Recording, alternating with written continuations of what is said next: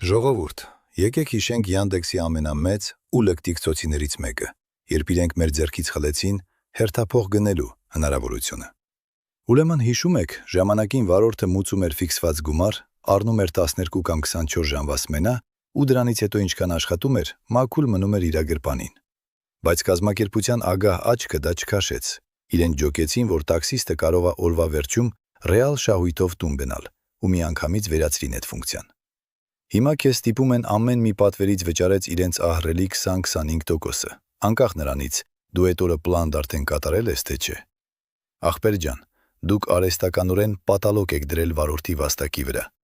Կազմակերպությունը չի ուզում գործընկեր, ով լավ է աշխատում ու լավ է վաստակում, իրենց պետքա հավերժ տոկոս մուծող ստրուկ, որի վզից երբեք չեն իջնելու։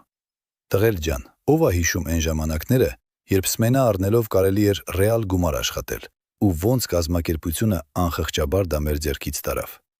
Գրեք կոմենտներում այս պաշտոնական թալանի մասին։